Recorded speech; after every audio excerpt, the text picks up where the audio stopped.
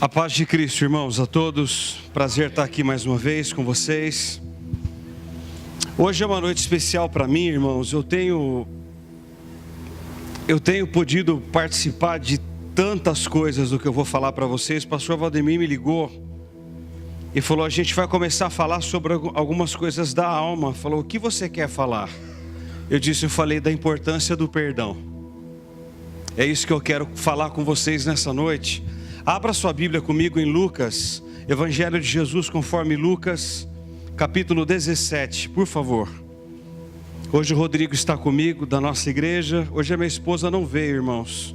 É um milagre ela não estar, mas hoje ela não veio.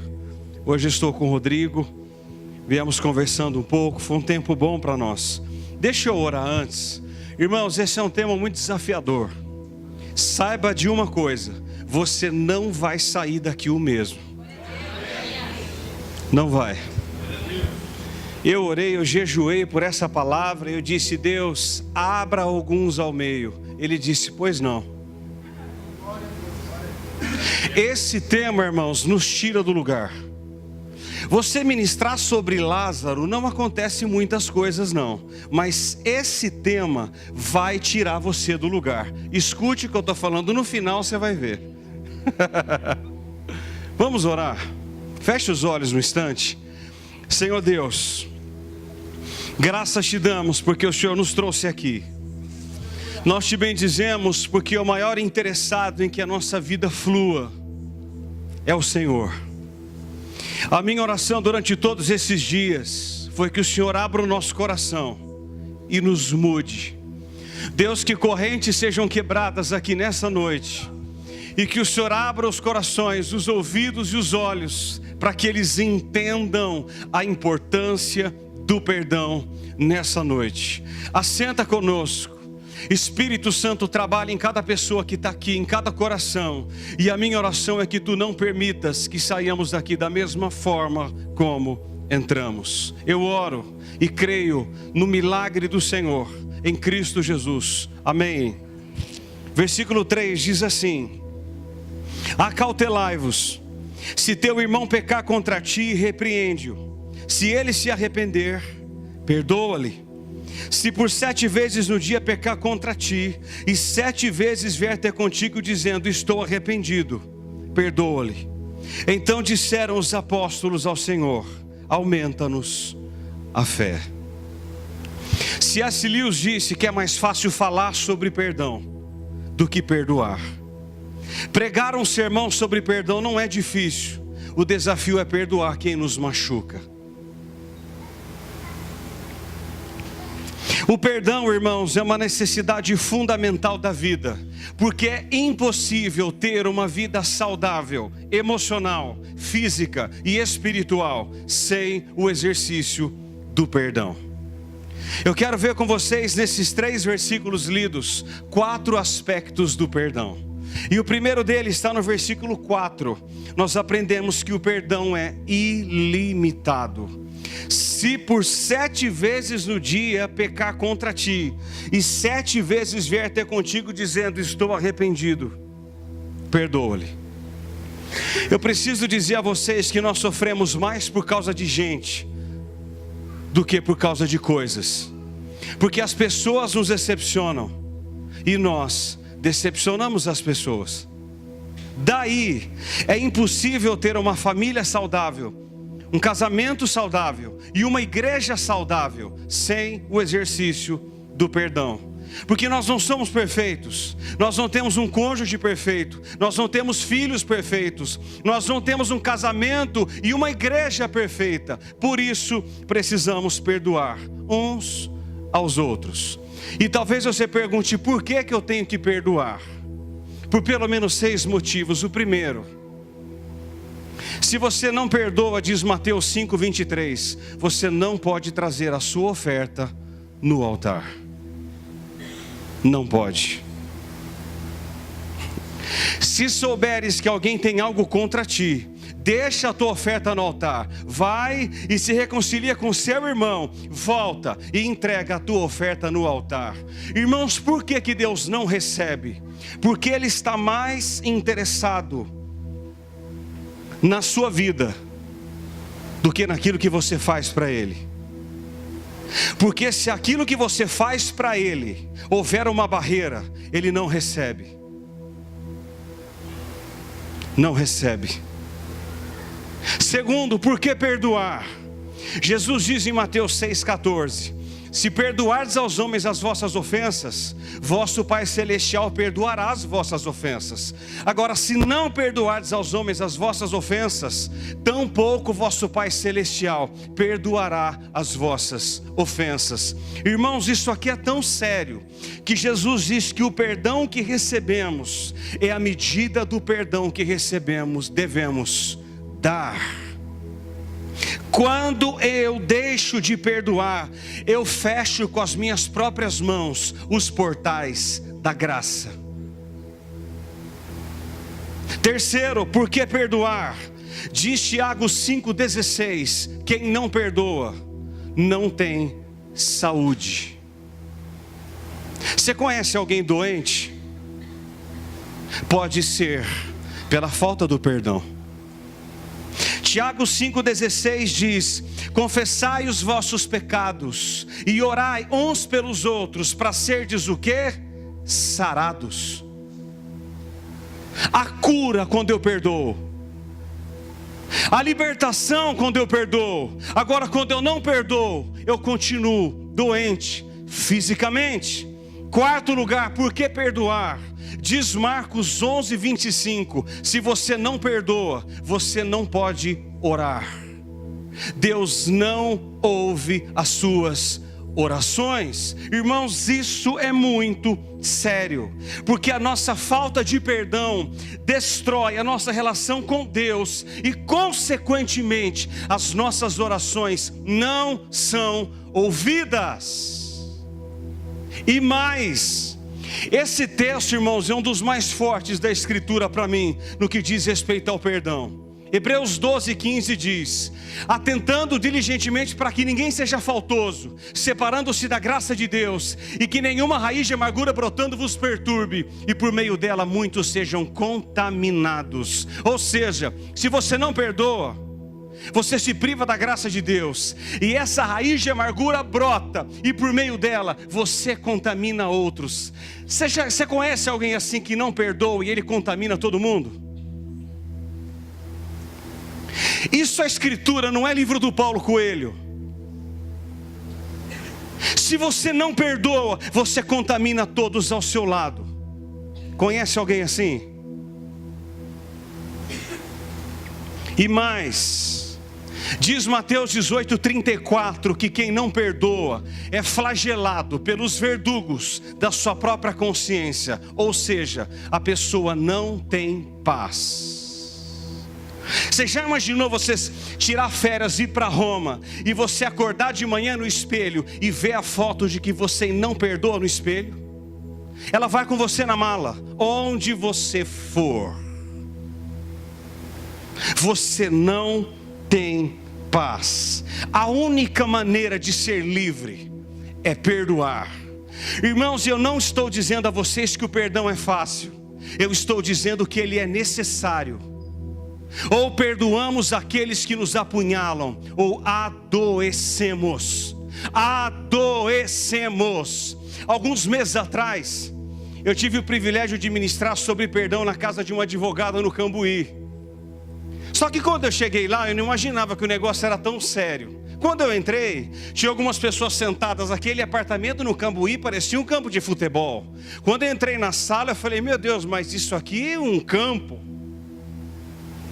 6 juízes, 3 cientistas, 9 advogados, e eu lá no meio. Vamos conversar com estes. Irmãos, houve tantas coisas ali, tantas. Uma delas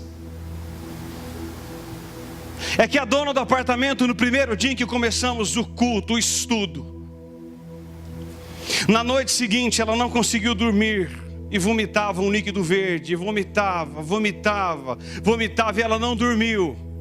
Ela acordou de manhã e ligou para o seu médico cristão e disse: eu joguei para fora a noite toda um líquido. Ele perguntou que cor.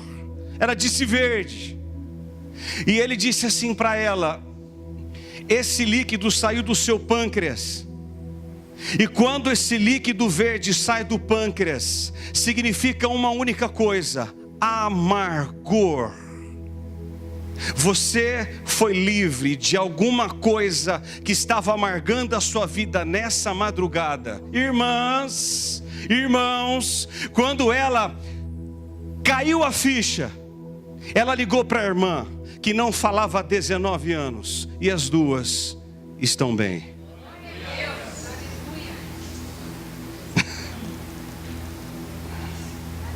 Quem não perdoa, sofre.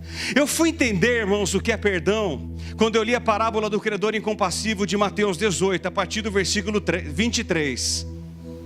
Jesus diz que um rei acertava a conta com os seus súditos, encontrou um servo que lhe devia 10.000 talentos. Você fala: não entendi nada até aí. Que são 10.000 talentos? Cada talento são 35 quilos de ouro. 10.000 talentos são 350.000 quilos de ouro. Todos os impostos da Judéia, Bereia, Galiléia e Samaria eram de 800 talentos por ano. Para um homem ganhar 10.000 talentos, sendo que o salário na época era de 1 denário por dia, esse homem teria que trabalhar 150.000 anos, ininterruptamente. Sabe o que Jesus estava dizendo para ele e para nós? Esse é o tamanho do perdão que eu lhe dei, impagável. Porém, Colossenses 3,13, Paulo diz: assim como o Senhor vos perdoou, assim perdoai vós. Assim perdoem vocês, assim perdoai vós. Irmãos, eu tenho ouvido de tanta gente: pastor, perdoar eu perdoo, mas esquecer não dá. Mas você não esquece. E louvado seja Deus que você não esquece, senão você teria amnésia, e você não tem. Hebreus 8:12, alguns entendem erradamente. Deus diz: porque terei misericórdia das suas iniquidades, e de seus pecados não me lembrarei mais. O que significa isso? Deus não joga na sua cara aquilo que Ele perdoou, e nós devemos fazer o mesmo. Deus, aleluia. Deus. Irmão, você quer saber se você está curado de algo que lhe aconteceu talvez há 100 anos atrás? Lembre, se doer, você não perdoou. Aquilo que lhe machucou virá em sua mente, você querendo ou não, gostando ou não, estando pronto ou não, vai vir. Você sofre, você está doente, ainda dói, você não perdoou.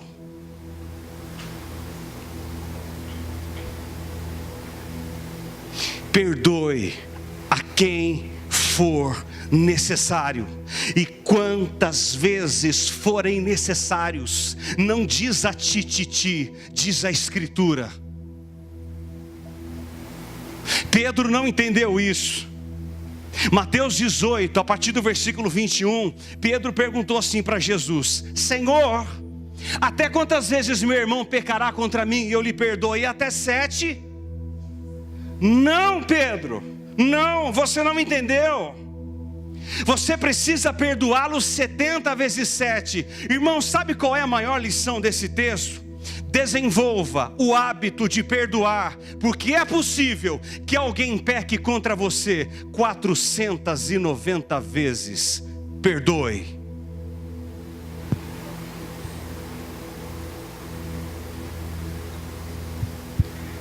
Perdoe. Perdoe sem jamais cessar, de Jesus. Segundo aspecto do perdão. Nossa, vocês estão olhando assim para mim muito assustados. O melhor ainda está por vir. Segundo aspecto do perdão é que ele exige cautela. Irmãos, eu posso tomar essa água aqui? Louvado seja Deus. Olha o segundo aspecto do perdão, está no versículo 3. Jesus diz: acautelai-vos.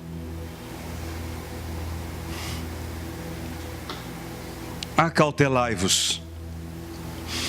Antes de curar as feridas de um relacionamento pela terapia do perdão, Jesus mostrou a necessidade de cautela. E por quê? Para não sermos injustos e duros ao lidarmos com as pessoas que pecaram contra nós. Irmãos, isso é sério. Acautelai-vos. Jesus diz: não humilhe as pessoas no ato de perdoá-las. Irmãos, esse sangue que corre dentro de nós, ele clama por retaliação. Eu tenho certeza que você conhece alguém assim. A pessoa está na frente de você quebrada. É só você olhar no olho da pessoa, perdoá-la e mandá-la embora. Sente-se aí alguns instantes, sua bandida. Eu preciso lhe dizer algumas coisas. Você conhece alguém assim? Sente-se aí, seu filho de Satanás. Nós vamos conversar um pouquinho antes de eu lhe perdoar. Você conhece alguém assim?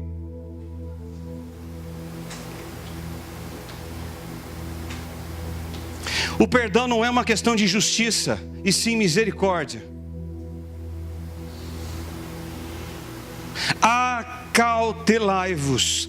O perdão, irmãos, é um gesto de humildade e graça, e não de arrogância e de altivez. Isaías 42:3, Deus já havia dito: não esmague a cana quebrada. Por quê? Porque canas chegariam diante de nós completamente destruídas, a pedirem perdão para nós, e nós, em vez de restaurarmos, esmagamos todas ainda mais.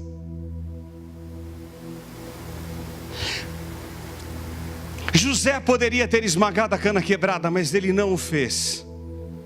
Não o fez. Gênesis 45, 8 e 15, quando José deu-se a conhecer aos irmãos no Egito, ele disse assim para os irmãos: não fostes vós quem me enviastes para cá, e sim Deus. Então José abraçou os irmãos e chorou sobre eles.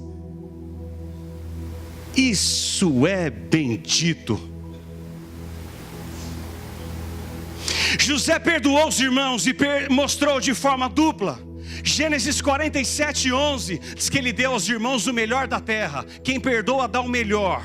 Segundo, de Gênesis 41:51, quando o seu primeiro nasceu, deu-lhe o nome de Manassés. Deus me fez esquecer. Acautelai-vos. De Jesus, tenha cautela ao perdoar as pessoas. Irmãos, Pedro, o grande Pedro, diz Mateus 26:35, que ele olha no olho de Jesus e diz: Senhor, ainda que me seja necessário morrer contigo, de nenhum modo te negarei. Mateus 26:75, ele nega Jesus 3 vezes e sai chorar amargamente. O que Jesus faz? Não diz uma palavra sequer de reprovação a Pedro, nenhuma. Sente-se aí, seu bandido, seu falso profeta, seu falso apóstolo. Ele não disse nada.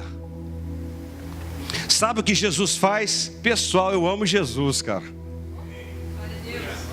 No mar da Galileia, em João 21, exatamente onde Jesus havia chamado Pedro para apostolado, ele perdoa Pedro e ele restaura Pedro, colocando fogo pelo ministério novamente, e diz: Pedro, vai meu filho, apacenta as minhas ovelhas, apacenta, apacenta. Jesus não disse nada para Pedro, encorajou Pedro e disse: vai, continue, continue, não esmague a cana quebrada. Você que está aqui nessa noite, se as pessoas virem a você, humilhe as pessoas sim, não não com a sua truculência, mas com a sua bondade.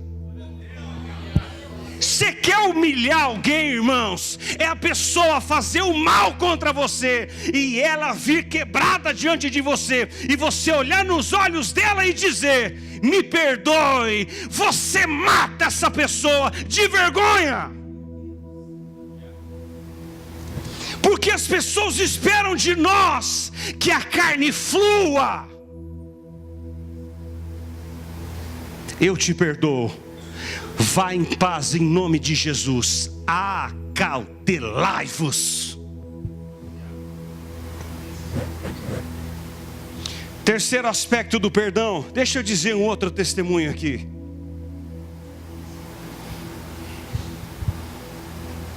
Um juiz levantou lá nos 45 do segundo tempo e disse assim: pastor, eu preciso falar. Eu falei: meu Deus, eu posso me sentar? O homem fala 7 idiomas. Eu posso falar? Pois não. Eu estava aqui na segunda passada e eu não consegui dormir ontem. Não dormia. Ele é católico. Eu não consegui dormir essa noite. E eu ouvi uma voz por trás de mim dizendo: procure-o. Procure o quê? Ele mora num prédio há 22 anos. Procure o síndico. Peça perdão a ele, que a sua vida vai mudar. Ele estava com um caroço na perna que médico nenhum sabia do diagnóstico. Irmãos, isso aqui não é história da carochinha. Isso aqui não é história para boi dormir.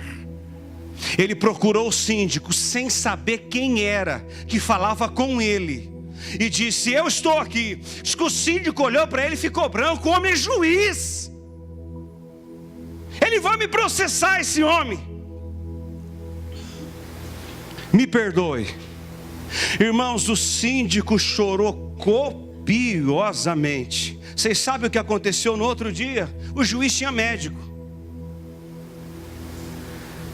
O caroço sumiu. Isso aqui não é novela das 9. Isso é sério. O perdão cura. O perdão liberta. Se você tem andado preso pelas correntes e as escuta bater, você precisa liberar perdão e perdoar nessa noite.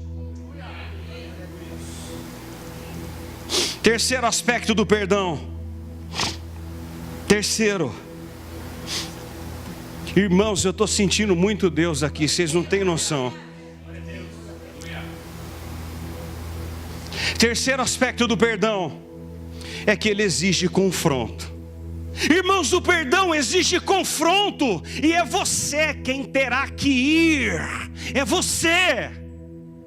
Não é o seu pai, nem o seu irmão. O coração ainda bate aí essa noite? Eu sei que bate. Segunda ideia falsa que Jesus joga por terra, escutem, é que o silêncio é a voz do perdão.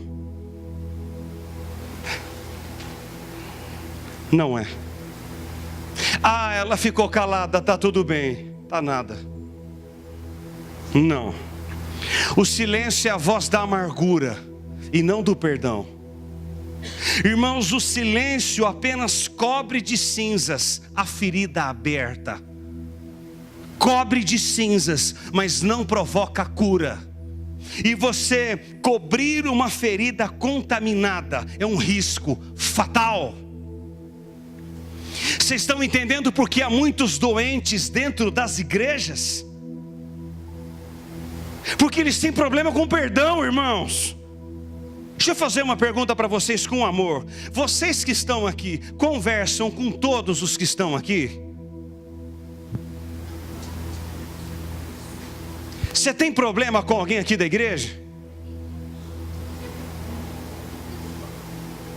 Você conversa com seu vizinho, com seus filhos, com seu pai que fez mal a você, você conversa?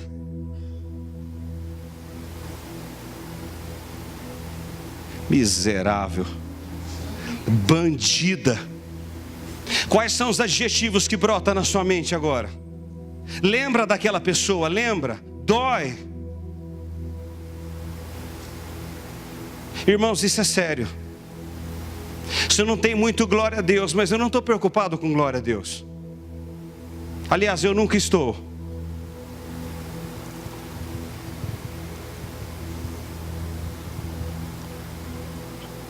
Há quanto tempo você não fala com seu filho, com seu pai? Há quanto tempo você não liga para sua mãe? E prega, e canta, e faz o fogo cair. Shhh. Ele está morto. Shhh. Menos. É por isso que fogo não me impressiona. O fogo tem caído em muitos lugares. Fogo estranho. Muito estranho. Muito. Às vezes, as pessoas tentam encobrir a culpa por meio de um ativismo.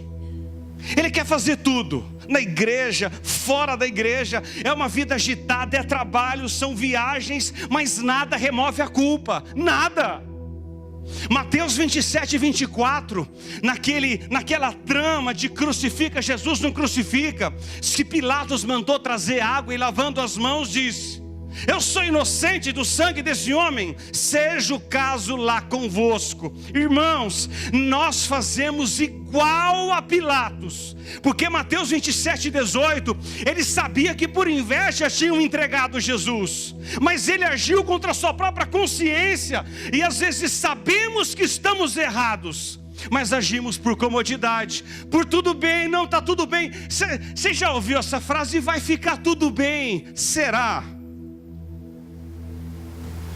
Será que vai ficar tudo bem? Há pessoas que preferem o silêncio do que o confronto. Irmãos, o silêncio é a arma dos medrosos e covardes. Você precisa procurar essa pessoa. Escute essa voz, escute. Você precisa ir até essa pessoa e pedir perdão a ela, porque senão as coisas não vão mudar. Não vão.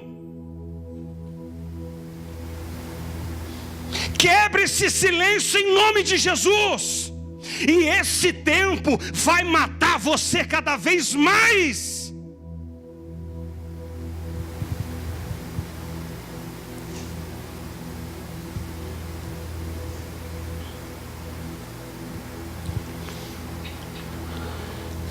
Eu escrevi ontem à noite. Algumas pessoas dizem assim: pastor, mas eu não vou procurá-la, porque eu fui o ofendido, eu fui a ofendida. Eu disse para o Rodrigo vindo para cá, eu li a Mateus 5:23, que eu já citei para vocês. Eu já citei o texto: se pois ao trazeres a tua oferta ao altar, e ali lembrares que teu irmão tem alguma coisa contra ti, deixa a tua oferta perante o altar, se reconcilia com ele, volta e entrega a tua oferta. Jesus disse assim para mim: eu não digo nesse texto se você tem razão ou não. Vai e procure. Escute o que Deus está falando aqui. Isso é para você, não é para sua amiga que poderia estar. É para você. Não é para o seu amigo, é para nós. Se alguém pecou contra você e você é o ofendido, procure e peça perdão.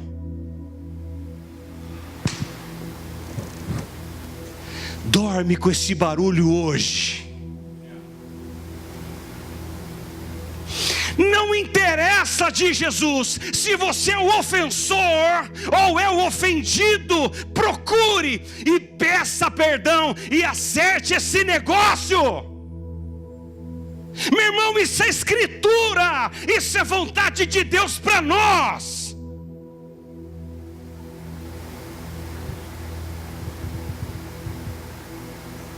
Procure. Uma pessoa pode ter algo contra nós, sendo nós inocentes. Por isso que eu preciso procurá-la. Podemos ser alvos da mais criminosa injustiça, como Jesus foi. Ele foi preso, ele foi açoitado, ele foi humilhado, mas foi Jesus quem tomou a iniciativa de rogar ao Pai, dizendo em Lucas 23:34: perdoa-lhes, porque eles não sabem o que fazem. Jesus não esperou nada de volta, ele fez.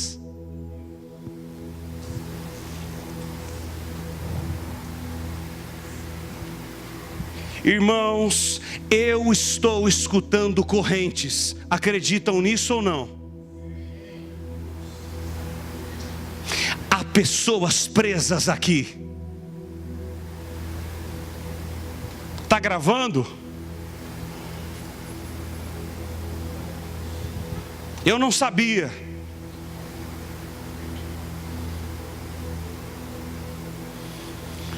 Quarto e último aspecto do perdão é que ele é fruto do nosso relacionamento com Deus. Olha o versículo 5. O que os apóstolos disseram: olha, Jesus, para nós não dá, aumenta-nos a fé. Meu Deus, os apóstolos, quando ouviram Jesus falar de perdão ilimitado, incondicional, e que ele precisava de cautela e precisar procurar as pessoas, eles disseram: não, para nós não dá, aumenta-nos a fé.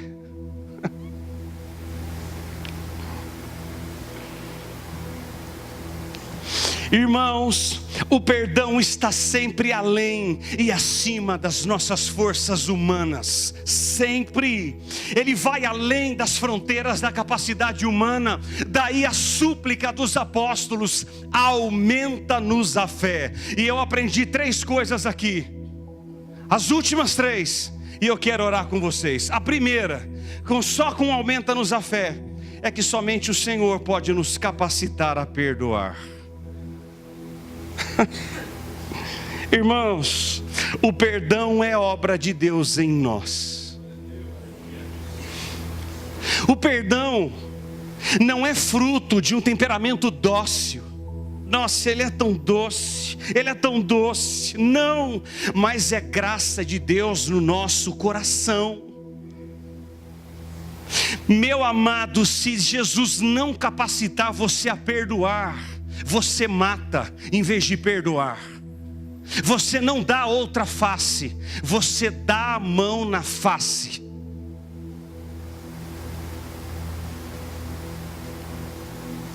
O perdão não é uma atitude fácil, mas necessária. E outra, irmãos, o perdão não é indolor. O verdadeiro perdão inclui dor. Vocês sabem por quê? Porque alguém foi ofendido e haverá um preço a ser pago para que essa ferida cicatrize. Eu e você não somos como 2 crianças que brigam e daqui a pouco estão bem, abraçando e beijando umas às outras. Alguém foi machucado, foi ferido, e você terá um preço a pagar. Amados, o verdadeiro perdão, ele dói. Ele não é indolor, ele é muito dolor. Ele vai criar algo dentro de nós que vai nos tratar. Você olhar no rosto de uma adúltera e abraçá-la, isso é graça de Deus, não vem de você. Você olhar para um assassino, em vez de fuzilá-lo, abraçá-lo, isso é graça de Deus, não vem de nós. Não vem de nós, irmãos. Cristãos maduros sabem que um verdadeiro perdão dói, e sempre será assim. Ele vai gerar dor dentro de nós. Só Jesus pode te capacitar a perdoar e a liberar perdão. Só Ele. Isso não vem em livros de autoajuda, que é o que mais tem nas livrarias. Essas porqueiras das livrarias. E autoajuda. Isso não vem desses livros. Irmãos, o perdão não brota da terra. Ele vem do céu para a terra. E ponto. Segundo, escutem. Como o perdão é uma atitude espiritual, precisamos pedir que Ele aumente a nossa fé. Escute você. Pessoas que têm uma fé trôpega, oscilante, não perdoa com facilidade. Não. Durma com isso essa noite. Se você tem dificuldades de perdoar, é que você está distante demais daquele que pode lhe fazer perdoar. Escutem isso em nome de Jesus. Irmãos, essa questão de perdão pode jogar você ou no lago de fogo, ou colocá-lo ao lado de Deus.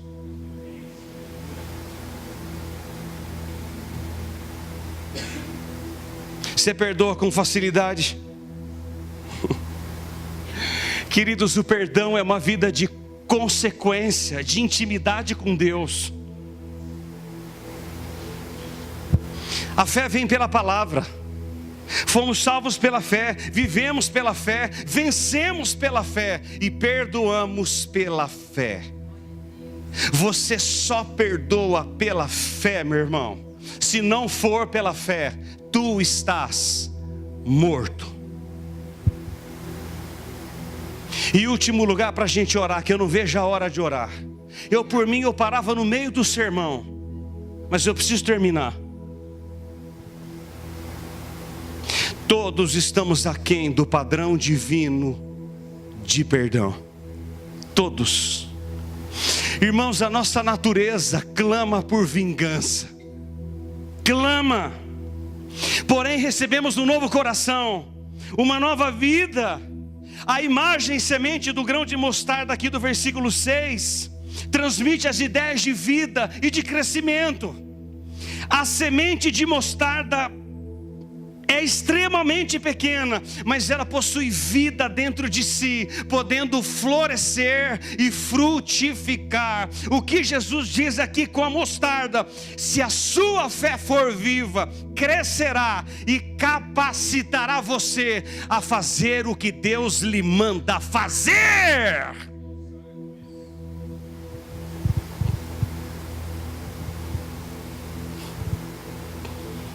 Aleluia.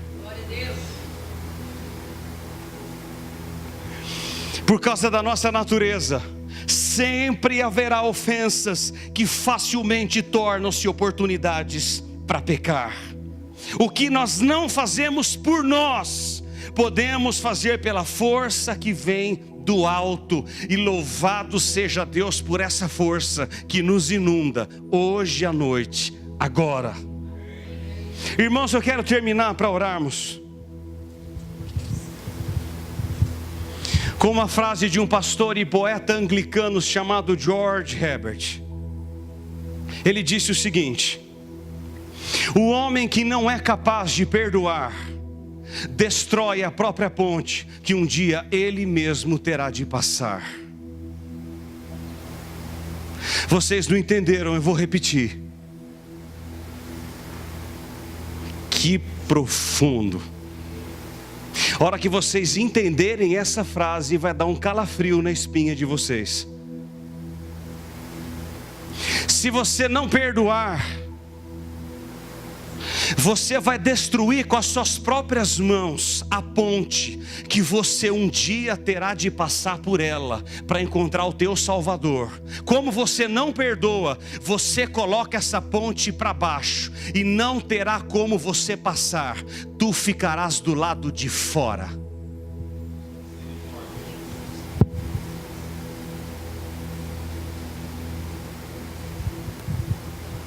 Você pode ficar de pé.